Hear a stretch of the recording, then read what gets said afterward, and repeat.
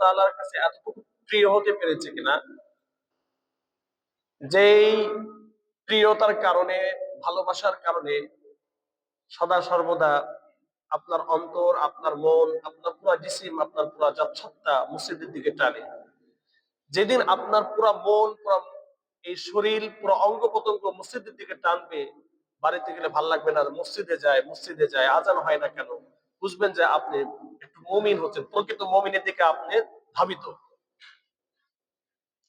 দেখবেন সাধারণ আমাদের ইমানের অবস্থা, আমাদের ইমানের হালত ওই পর্যায়ে চলে গিয়েছে যে আজান হলে আরেকটা আজান কেন হলো, ভিতরে একটা বিতৃষ্ণা ভাব তৈরি হয়েছে, এত তাড়াতাড়ি আজান হয়ে গেল কেন।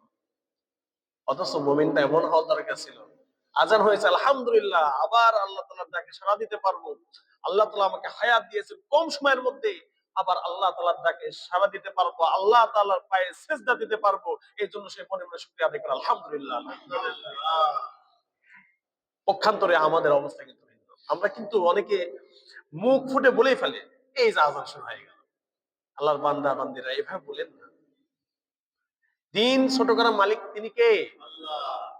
এই যে আপনি বিতৃষ্ণা ভাব দেখাচ্ছেন, আপনি একটা অনীহা ভাব, বিরক্তি ভাব প্রকাশ করতেছেন, আপনি কি জানেন এই সময়ের প্রতি বিতৃষ্ণা, এই ভাব প্রকাশ করার মাধ্যমে আপনি কার উপরে বিতৃষ্ণা, বিরক্তি ভাব প্রকাশ করলেন, একবার কি চিন্তা করে দেখেছেন? এই জন্য সবার কাছে অনুরোধ রাখবো, শীতকালে এমন হয় যে জোহরের আজান মসজিদ থেকে বের হতে হতে খানা দানা শেষ করে দেখবেন আসল, আমরা অনেকে বিরক্ত হয়ে যায়। আল্লাহর বান্দা বিরক্ত হয়েন না। এই সময়ের সিস্টেম কে করেছেন? তিনি কে? আল্লাহ। আল্লাহ করেছেন। তা আল্লাহ তাআলার হুকুমের বিধানের উপরে আমার আপনার বিরক্তি ভাব যদি চলে আসে, তাহলে আমাদের সমস্যা হবে না? এই জন্য আমি মনে করলাম যে এই বিষয়ে কিঞ্চিত আলোচনা হওয়া দরকার, সবার মাঝে কিছু জ্ঞান থাকা দরকার এই বিষয়ে। দেখেন সাহাবারা কি করতো শীত আসলে, শীত যে আমাদের কাছে শুধু আসে বিষয়টা এমন না, শীত সব জায়গায় আসে কম বেশি। আরব এক সময় শীত ছিল না, এখন শীত আলহামদুলিল্লাহ। আমি উমরাতে প্রায় ১.৫ বছর হয়ে গেল, তখনই হালকা হালকা শীতের একটা ভাইব, শীতের আবহাওয়া শুরু হয়ে গিয়েছে সেই মক্কা মদিনা তাইফে দেখে এসেছি। তো পেয়ে উপস্থিতি, শীত সব জায়গায় হয়েছে, বিরক্ত হওয়া যাবে না। তো যখন সাহাবারা শীত পাইতেন, এই শীতের মৌসুম যখন পাইতেন, যখন তাদের সামনে এই শীত উপস্থিত হতো, তখন তারা খানা পিনার দিকে ছুটতেন না। ওয়াল্লাযীনা জাহাদু, তারা আল্লাহ তাআলাকে বেশি থেকে বেশি আল্লাহ তাআলার নৈকট্য অর্জনের জন্য সর্বাত্মক চেষ্টা করতেন। ফলশ্রুতিতে যাদাহুম ঈমানা, তাদের ঈমানের মধ্যে একটা কুওয়াত, একটা শক্তি তৈরি হতো, যা আগের থেকে বেশি পাওয়ারফুল হতো। আর আমাদের শীত আসলে অনেকের গুনার মৌসুম মনে করে, গান বাজনা বেড়ে যায়, গরমের তুলনায় শীতের মধ্যে গান বাজনা বেশি হয়। কেন? কারণ এই শীতের মধ্যে সাধারণত যত ধরনের অনুষ্ঠান রয়েছে এই শীতের মধ্যে বেশি হয়। আপনি বিয়ের অনুষ্ঠান করতে যাচ্ছেন, আপনার মেয়েটাকে বিয়ে কবে দিবেন চিন্তা ভাবনা করতেছেন, শীতের মধ্যে দেবো। দেখবেন গরমের তুলনায় শীতের মধ্যে সর্বপ্রকারের অনুষ্ঠান বেশি। আর বাঙালির সংস্কৃতি পরিবর্তন হয়ে নষ্ট একটা সংস্কৃতি তারা এখন উপভোগ করে, বিয়ে মানেই গান বাজনা, অশ্লীল নাচ, সবকিছু কেমন যেন বৈধতা দিয়ে দেয়। নিজের বউ আরেকজনের সাথে নাচানাচি করে, রং মাখামাখি করে, আর সে এগুলা দেখে, স্বামী এগুলা দেখে, পিতা এগুলা দেখে তা উপভোগ করে। নাউজুবিল্লাহি মিন যালিক। আজ আমাদের আত্মমর্যাদাবোধ বলতে কিছুই নেই, পুরুষত্ব ব্যক্তিত্ব বলতে কিছুই নেই, সব হারিয়ে ফেলেছে। কে কার সাথে নাচানাচি করে, কে কার সাথে মাখামাখি করে, এই সবগুলো কেমন যেন আমরা নষ্ট করে ফেলেছি। যেই বিবাহটা ছিল সুন্নাহ, যেই বিবাহটা ছিল পবিত্র একটা জিনিস, আজ ওই বিবাহটাকে আমরা অপবিত্র করে ফেলতেছি। সুন্নাতে খাতনা, এটা ছিল একটা সুন্নাহ, একটা ভালো একটা জিনিস, একটা আমল ছিল, যে কাজটা করলে সে সওয়াব পাবে, কিন্তু এই কাজটাকে কেন্দ্র করে আমরা সর্বপ্রকারের গুনার মধ্যে, অশ্লীলতার মধ্যে নিমজ্জিত হচ্ছি। তো প্রিয় উপস্থিতি, ইসলামের প্রত্যেকটা কাজ কেমন যেন আমরা গুনাহ মিশ্রিত করে ফেলতেছি।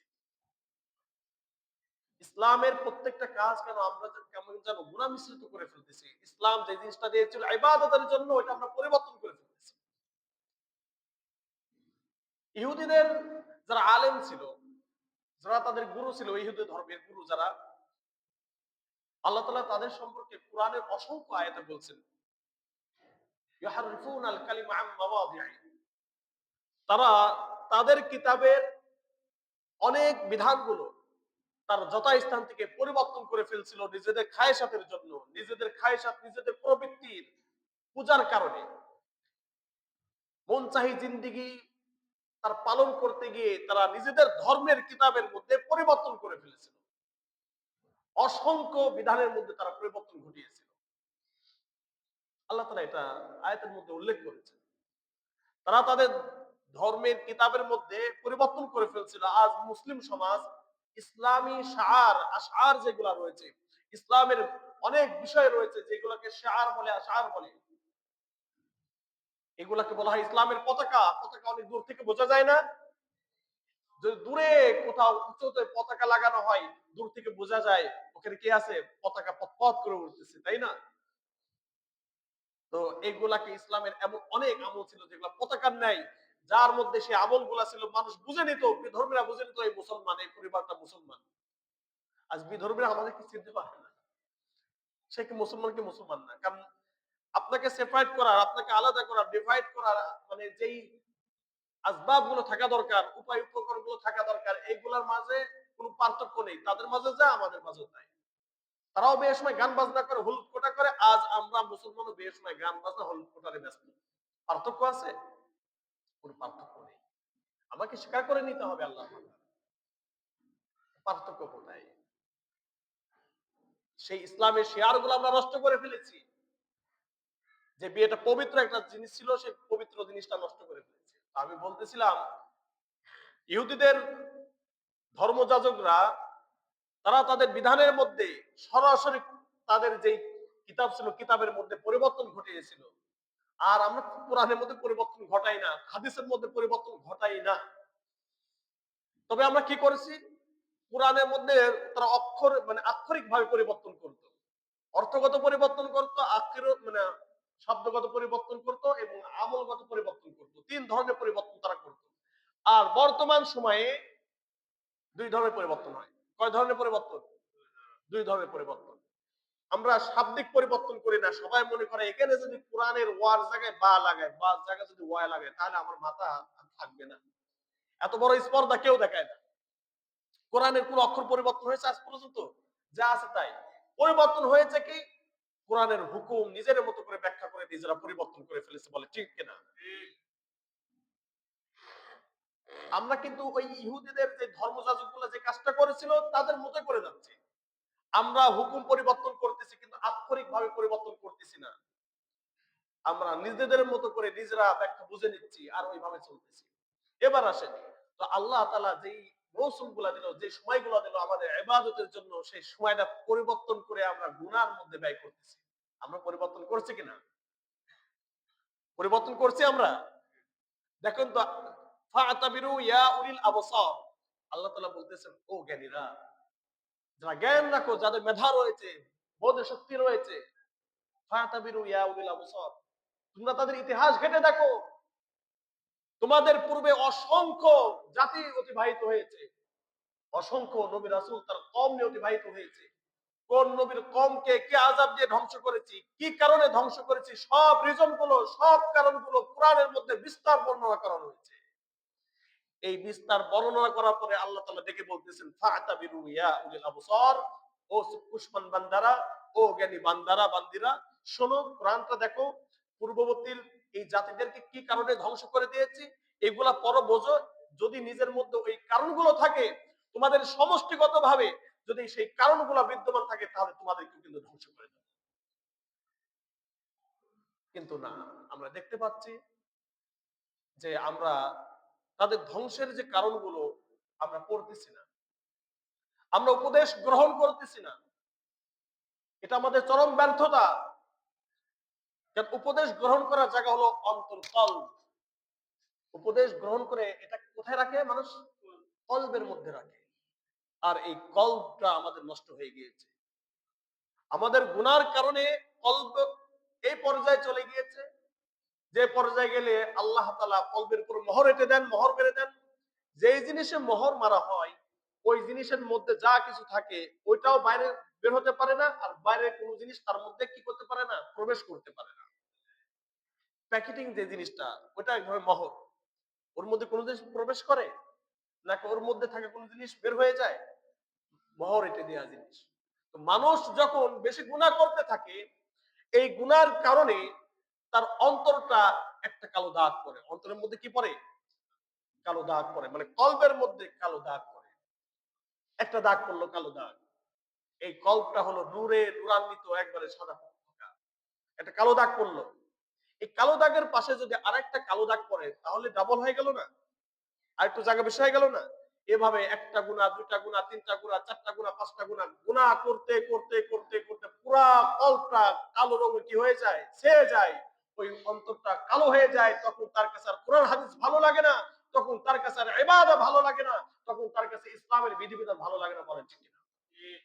আজ আমাদের অন্তরটা গুনাহ করতে করতে করতে করতে ইসলাম থেকে দূরে সরতে সরতে, ইসলামের শিআর যে বিষয়গুলো রয়েছে, ইবাদত গুলো রয়েছে, ইসলামের মূল বিধানগুলো থেকে দূরে সরতে সরতে সরতে সরতে, পালন না করতে করতে, গুনাহর মধ্যে হাবুডুবু খেতে খেতে আজ আমাদের অন্তর কালো হয়ে গিয়েছে। যেমন তেমন কালো নয়, এটা এমন কালো হয়েছে, এই কালো যদি এখন বের করে দেওয়া হয়, পুরা এই দুনিয়ার এই আলোটা অন্ধকারে রূপান্তরিত হয়ে যাবে, এই পরিমাণ কালো হয়েছে। তো যখন বান্দার অন্তরে এইভাবে কালো হতে থাকে, সে কোরআন হাদিসের বিরুদ্ধাচরণ করতে থাকে, বিভিন্ন ভাবে আমলের মাধ্যমে অনেক বিষয়কে পরিবর্তন করে ফেলে, তখন আল্লাহ তাআলা তার ঈমান নামক যে বস্তুটা রয়েছে, এই ঈমান নামক বস্তু তার অন্তর থেকে তুলে নেন। নাউযুবিল্লাহি মিন যালিক। আল্লাহ তাআলা ওই ব্যক্তির অন্তরের মধ্যে খাতামাল্লাহু আলা কুলুবিহিম, আল্লাহ তাআলা সর্বপ্রথম অন্তর আনছেন। কারণ অন্তর থেকে সব কিছু ডিরেকশন আসে। অন্তর থেকে কি আসে? এই যে ডিরেকশন, আপনার চোখ যে দেখবে, এটাকে বলে অন্তর থেকে আসে। অন্তর থেকে মেসেজ দেয় যে ওইটা দেখ, এবং চোখ ওইটা থেকে মেসেজ দেয় অন্তরকে, কি বুঝলি।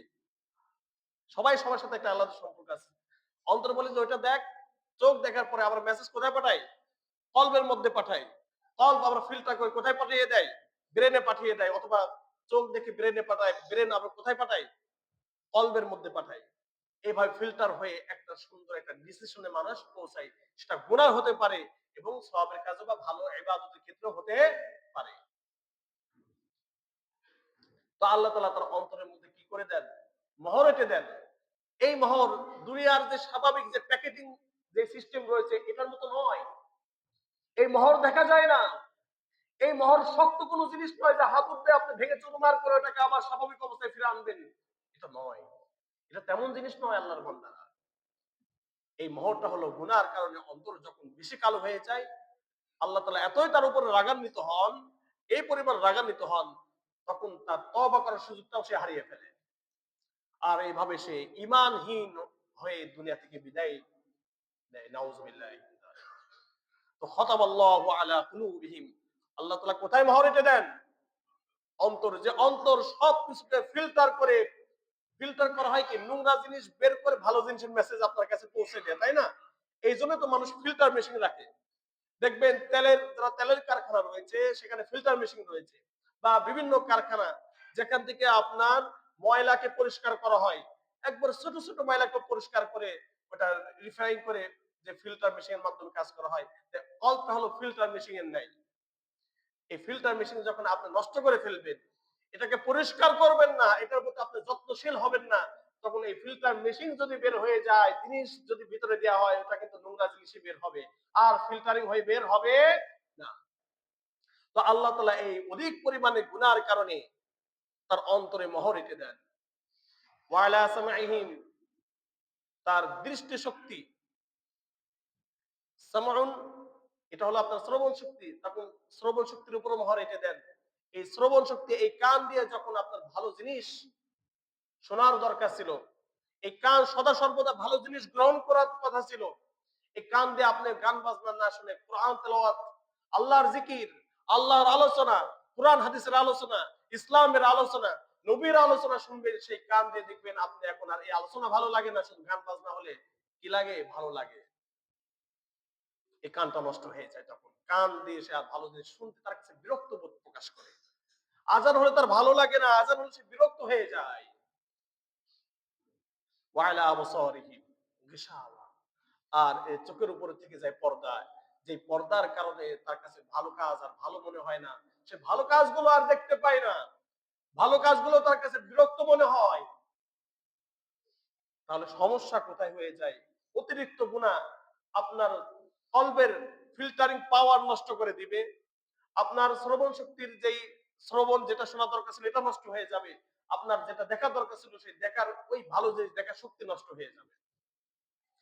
তাহলে পুরা শরীরটাকে যেই জিনিসগুলো নিয়ন্ত্রণ করে আল্লাহ তাআলা সেই জিনিসটার মধ্যে কি করে দিলেন, মোহর এঁটে দিলেন। তাহলে এই পুরা হাত দিয়ে পা দিয়ে কি করবেন? এই বডির কোনো দাম আছে? কারণ শরীর, পুরা শরীরটাকে নিয়ন্ত্রণ করতেছে কয়েকটা জিনিস: কান, তারপরে চোখ, আর কল্ব, ব্রেন, আর শ্বাস। এগুলার আপনার পুরা শরীরটাকে মেসেজ দিচ্ছে বিভিন্ন প্রকারে। এই উপস্থিতি, এই জন্য আসুন আমাদের যে অঙ্গগুলা, মেইন যে অঙ্গগুলা রয়েছে, সেই অঙ্গগুলার উপরে আল্লাহ তাআলা যে মোহর কেটে দেওয়ার কথা বললেন, মোহর মারার কথা বললেন, যে সমস্ত গুনার কারণে আল্লাহ তাআলা এই অন্তরের উপরে বা এই সমস্ত অঙ্গগুলার উপরে মোহর এঁটে দেন, সেই সমস্ত গুনাহ থেকে আমাদেরকে বিরত থাকতে হবে। সুযোগ এসেছে আমাদের কাছে। সুযোগটা কি? সেই সুযোগটা হলো শীতকাল। কি কাল? শীতকাল। অমিনাল লাইলি ফাতাহাজ্জাত বিহি নাফিলাতাল লাক। রাতে উঠে যান, আর নবীকে ডাকতেছে, নবী ইয়া আইয়ুহাল মুযাম্মিল, নবী আপনার শীত লাগে, চাদরের গায়ে দিয়ে শুয়ে পড়েছেন, উঠুন। কুমিল লাইলা ইল্লা কলিলা, পুরা রাত জাগ্রত হয়ে যান, পুরা রাত জেগে জেগে আপনার ক্ষুধার একত্ববাদের সাক্ষ্য দান করুন, পুরা রাত জেগে জেগে আপনার প্রতিপালকের একাগ্রতা আপনি অর্জন করুন, পুরা রাত জেগে জেগে আপনার প্রতিপালকের নৈকট্যতা অর্জন করুন। কুমিল লাইলা ইল্লা কলিলা, তবে রাতের কিছু অংশ ঘুমান। ওয়ালি জাসাদিকা হাক্কুন, কারণ আপনার শরীরেরও একটা হক রয়েছে, আপনি রাতের কিছু অংশ ঘুমান। ও যুবক ভাইয়েরা, ও আমার এলাকা, ও আমার জাতি, আমি আপনাদেরকে বলতে চাই যে রাত ছিল তাহাজ্জুদ গুজার হওয়ার। বড় রাত হলে তাহাজ্জুদ পড়াটা সহজ হয়ে যায়। আমি প্রথমেই বলেছি, আর শীতা ও রবিউল মুমিন, শীতের মৌসুম হলো মুমিনের বসন্তকাল, মানে ইবাদতের বসন্তকাল। বসন্তকাল বোঝেন? বসন্তকাল সব জিনিসগুলো মনে হচ্ছে নতুন রূপে সেজে ওঠে। প্রত্যেকটা গাছের পাতাগুলো সবুজ, ছোট পাতাগুলো বড় হয়ে সবুজ রং ধারণ করে। না বেশি বয়স হয়ে গিয়েছে, না কম বয়স, একটা অনন্য একটা পরিবেশ তৈরি হয়। বাতাসগুলো খুবই সতেজ, হেমন্তকালের বাতাসগুলো খুবই সতেজ, পুরা পরিবেশ চেঞ্জ হয়ে যায়। তো শীতকাল হলো মুমিনদের ইবাদতের বসন্তকাল। সুবহানাল্লাহ। অর্থাৎ মুমিন তাহাজ্জুদের মাধ্যমে, কারো রাত বড় হয়ে গিয়েছে, দেখেন রাত শুরু হয় কয়টা থেকে? রাত শুরু হয় কয়টা থেকে? মাগরিব আজান কয়টায়? 5টা, 5টা 17 মাগরিবের আজান হয়। মানে সময়টা আছে। একবার একবার আপনি হিসাব করে দেখেন। এই আমরা ফজর পড়ি, এখানে কয়টা বাজে? 5টা 45-এ। এদিকে 5টা 15-ই আপনার রাত শুরু হয়ে শেষ হচ্ছে কয়টায়? ধরেন 5টায় ধরলাম, রাত শেষ হয় কয় ঘন্টা হয় একটা হিসাব করে দেখেন। 6 7 8 9 10 11 12 1 2 3 4 5, 12 ঘন্টা রাত। কয় ঘন্টা রাত? 12 ঘন্টা রাত। আমি যুবকদের কাছে প্রশ্ন রেখে দিতে চাই, যুবক তুমি এই 12 ঘন্টা রাতের মধ্যে কি করো? যারা চার তলে আড্ডা দিয়ে সময় ব্যয় করতেছেন, সবার কাছে প্রশ্ন রেখে দিতে চাই, আপনি এই 12 ঘন্টা রাতে কোন রাত কতটুকু কাজ আপনি ব্যয় করলেন? আল্লাহ তাআলার জন্য এই রাতটা কতটুকু ব্যয় করলেন? নবীকে ডেকে তুলতেছেন আল্লাহ, ইয়া আইয়ুহাল মুযাম্মিল কুমিল লাইলা ইল্লা কলিলা নিসফাহু আও ইনকুস মিনহু কলিলা আও জিদ আলাইহি ওয়ারাত্তিলিল কুরআনা তারতিলা। নবী আপনি উঠুন, চাদর জড়িয়ে ঘুমিয়ে পড়েছেন শীতের কালে। আমরা কি জড়িয়ে ঘুমিয়ে পড়ি? অনেকে চাদর, অনেকে কম্বল, অনেকে ল্যাপ নিয়ে ঘুমিয়ে পড়ি। ঠিক এই ডাকটা আল্লাহ তাআলা আপনাকেও দেন। প্রত্যেক রাতে এভরি নাইট আপনার রব আপনার রব আপনাকে ডাকে। তার ডাকটা আপনি কখনো অনুধাবন করতে পারেন নাই। প্রথম আসমানে চলে আসেন তিনি, এসে দেখতে থাকেন, ডাকতে থাকেন, আসো বান্দা আসো, কার কি দরকার চাও, আমি প্রয়োজন মিটাই দেব। আমরা আমাদের প্রয়োজনের জন্য কত মানুষের কাছে গিয়েছি, কেউ আমার প্রয়োজন মিটাতে পারে নাই। আমার নিজের হাজত মিটানোর জন্য কত মানুষের কাছে ধন্না ধরা দিয়েছি, সবাই আমাকে দূর দূর করে ছেড়ে দিয়েছে। কিন্তু কখনো নিজের প্রয়োজন মেটানোর জন্য রবের সান্নিধ্য গ্রহণ করেছেন? কত জায়গায় না দৌড়াদৌড়ি করলেন, অমুকের কাছে গেলেন, তমুকের কাছে গেলেন, কত টাকা ব্যয় করলেন, কিন্তু একটা সময় রাতের একবার শেষ পারটা, রাতের শেষ অংশটা, লাস্ট অংশটা আপনি কি আল্লাহ তাআলার জন্য ব্যয় করে দেখেছেন কখনো? এই শীতকালে একটু ব্যয় করেন না, কি দরকার আপনি চান? যুবক ভাইরা কি দরকার তোমরা চাইতে থাকো, অবশ্যই আল্লাহ তাআলা দেওয়ার জন্য প্রস্তুত রয়েছেন। আল্লাহ তাআলা এমন যা সত্তা সদা সর্বদা দেওয়ার জন্য প্রস্তুত, কিন্তু আমরা নেওয়ার জন্য প্রস্তুত না। আল্লাহ সবসময় ready, Allah always your lord ready to give you. So আমরা এটা নিতেই পারতেছি না। আল্লাহ তাআলা সদা সর্বদা প্রস্তুত আপনাকে দেওয়ার জন্য। আপনার কি দরকার, যেই দরকারের কথা আপনি কারোর কাছে মুখ ফুটে বলতে পারতেছেন না, যেই দরকারের কথা কারোর কাছে বললে অনেকে হেসে উড়িয়ে দিবে, যেই দরকারের কথা কারোর কাছে বললে মানুষ আপনাকে অপমান করবে, যেই দরকারের কথা কারোর কাছে বললে আপনি নিজেই লজ্জিত হবে। আপনার কি সমস্যা রয়েছে, কোন ধরনের সমস্যা রয়েছে, ডাক্তারের কাছে যেতে ভয় পাচ্ছেন, লজ্জাবোধ করতেছেন, ক্ষতি হয়ে গিয়েছে, গুনাহ হয়ে গিয়েছে, আপনার রবকে রাতের শেষাংশে ডাকেন, নিয়মিত ডাকেন, একদিন নয়। আমাদের ইবাদতটা কেমন হয় জানেন? আমাদের ইবাদতটা হয় সাময়িকের জন্য, আজকে আছে কালকে নেই, এটা না, এটা ইবাদতের সিস্টেম হলো না। এই ইবাদতে কোনো মূল্যহীন ইবাদত। তবে বলতেছি না এটাও আপনি করেন না, এটাও বলতেছি না, তবে এটার তেমন স্থায়িত্ব নেই। নবী করিম সাল্লাল্লাহু আলাইহি ওয়াসাল্লাম বলছেন, খায়রুল আ'মালি আদওয়ামুহা, যে আমলটা সার্বক্ষণিক করা হয়, ওয়া ইন আকাল্লা, যদি এটা কি হয়, ছোট হয়, এটাই আপনার জন্য স্থায়ী আমল, এটাই সবচেয়ে ফায়দাজনক আমল। আপনি কোরআন তেলাওয়াত একদিন 5 পারা করে ফেললেন, কোরআন তেলাওয়াত একদিন 10 পারা করে ফেললেন, কিন্তু আর 1 মাস নেই, 1 মাস একবার অফ, কোরআনের কাছেও সে আর ফেরে না, হলো না। আপনি 5 পৃষ্ঠা করে করে এভরিডে আপনি কোরআন রিসাইট করেন, আপনি কোরআন তেলাওয়াত করেন 5 পৃষ্ঠা করে করে, আপনি প্রতিদিন 5 পৃষ্ঠা করে করে কোরআন তেলাওয়াত করেন, দেখবেন আপনার মন অন্তর ফ্রেশ হয়ে যাবে। আপনার দিলের মধ্যে এক ধরনের পেরেশানি কাজ করে, হতাশা কাজ করে, সেই হতাশা দূর হয়ে যাবে। আলা বিযিকরিল্লাহি তাতমাইন্নুল কুলুব, আলা বিযিকরিল্লাহি তাতমাইন্নুল কুলুব। আল্লাহ তাআলা বলেছেন, আল্লাহর ইরশাদ, বান্দা তোমার অন্তরের মধ্যে পেরেশান, তুমি কি পেরেশানির মধ্যে রয়েছো, তোমার অন্তরের মধ্যে হতাশা আর হতাশা, তোমার হতাশা কাটে না, আলা এদিকে আসো, শোনো, বিযিকরিল্লাহি তাতমাইন্নুল কুলুব, আমার আলোচনা করো, আমার জিকির করো, তোমার অন্তর প্রশান্তি লাভ করবে। সুবহানাল্লাহি ওয়া বিহামদিহি। আফদালুয যিকরি তিলাওয়াতুল কুরআন, আর সর্বোত্তম জিকির হলো কোরআনের তেলাওয়াত। শীতের রাতে নামাজ পড়েছেন 4 রাকাত, কোরআন তেলাওয়াত করেন না। ওয়ারাত্তিলিল কুরআন তারতিলা, নবীকে বলতেছেন, নবী আপনি নামাজ পড়েছেন, এবার একটু কোরআন তেলাওয়াত করেন, একটু কোরআন তেলাওয়াত করেন না।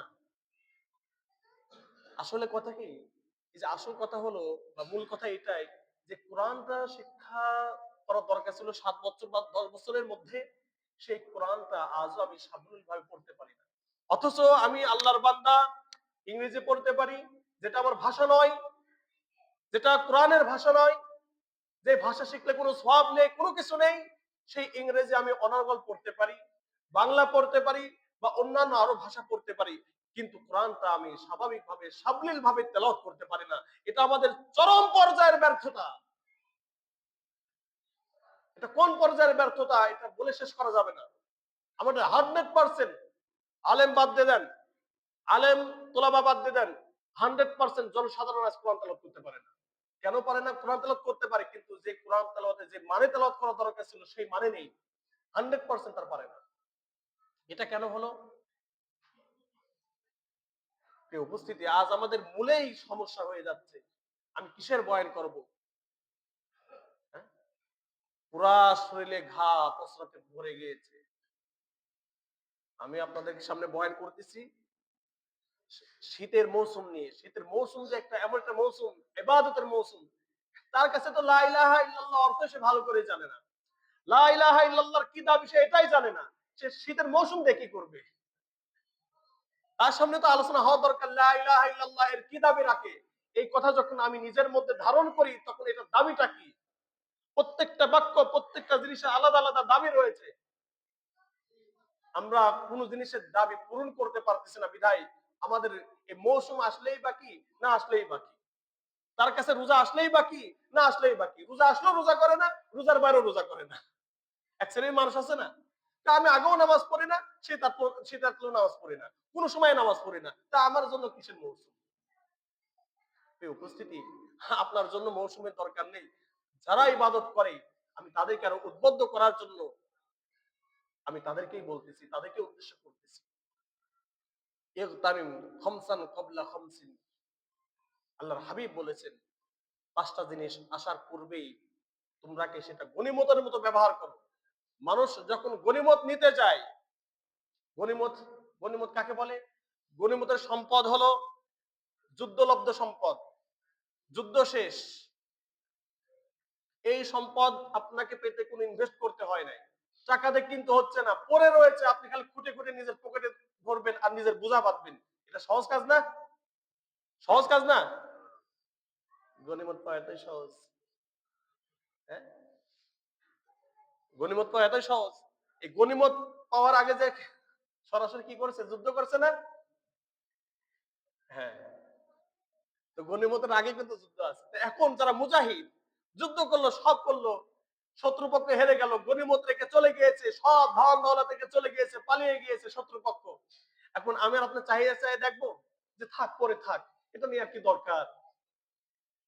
আল্লাহ তাআলা বলতেছেন এই গনিমতটা সর্বোত্তম একটা মাল, সর্বোত্তম মাল, যে যত পারো নিয়ে নাও। তো নবী করিম সাল্লাল্লাহু আলাইহি সাল্লাম বলছেন পাঁচটা জিনিসের পূর্বেই পাঁচটা জিনিসকে কি করো? গনিমত মনে করো। সেই গনিমতটা কি?